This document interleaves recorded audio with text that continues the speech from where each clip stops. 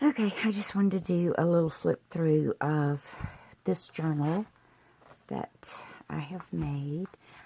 I don't really know if I'd call it a journal or just a large handmade book, but it's really big and got beautiful patterned paper. So it's 6 inches by 9 inches and let's see, 2.5 inch spine. So it's a good size book. I had a good time making this one. Most of the time when I make books like this, I just make them as I go. So there's not any pattern, any set, anything that I use or do. I just start and I make them. This was inspired by the pattern paper collection, and unfortunately, I don't remember what it was called, but it just had real pretty nature papers in it. And I did a tie closure on it using seam binding. And then when it opens, oh, it barely will fit under the camera, I think. I don't even know if all of it does. But this is the inside front cover, and this is the waterfall that I made.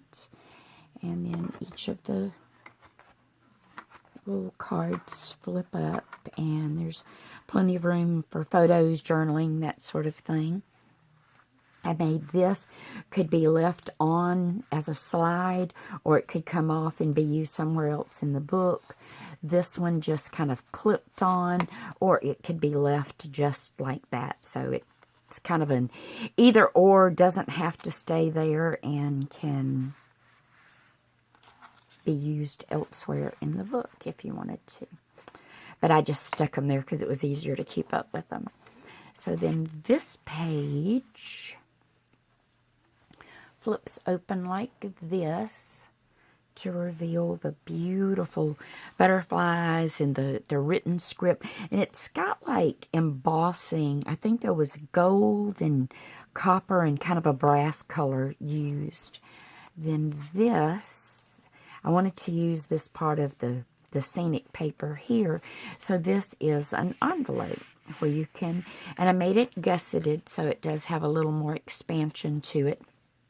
But I lined it with this paper so that it would match here. And then the tie closure is just with the seam binding.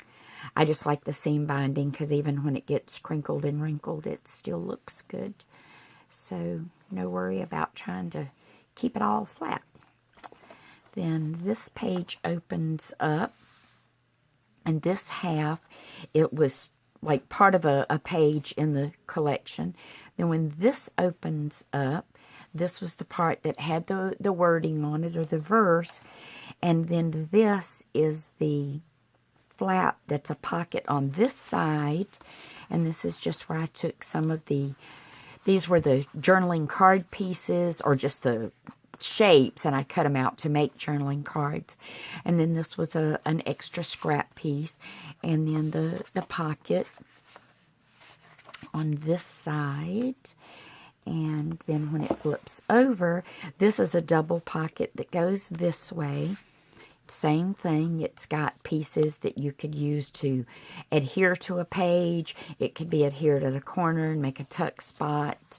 And these were just some more of the little pieces that I trimmed out to make some journaling cards. And then the pockets are all gusseted, so they have a little more expansion room to them.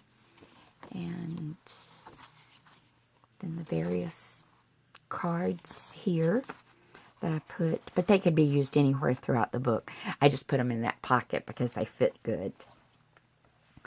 Then I wanted to use this page, and because this was the center, no, this is the center of the book. Okay, this was just the page layout, but the only way to make it fit properly was to turn it running this way.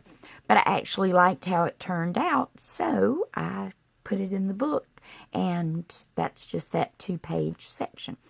This is the center of the book, and they're double pockets. It's a pocket on each side, and I thought that because the pattern paper that I chose to use was kind of a nice paper to cover the pockets with. And in this one, I've just made a little fold-over booklet to go actually in that pocket.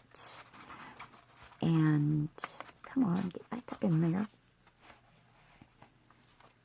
Then this opens up another layout, and I did it so that you could still read the whole section of the wording there.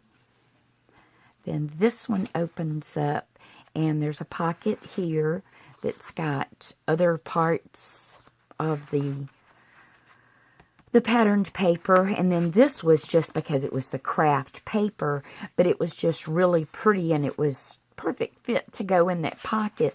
So I put a few sheets of it, and then that opens to reveal this beautiful metallic embossed paper here. I can't remember if that was, I think that was the gold embossed. And then the pretty bird, the blue jay. And this opens, and there's another 2-page section there. And then I did what I call a reverse waterfall.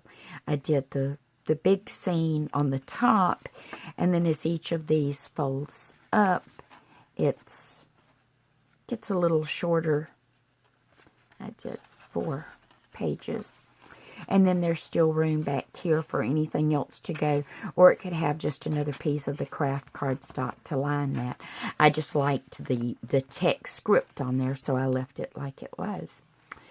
And then the back is just the other half of the same sheet of paper.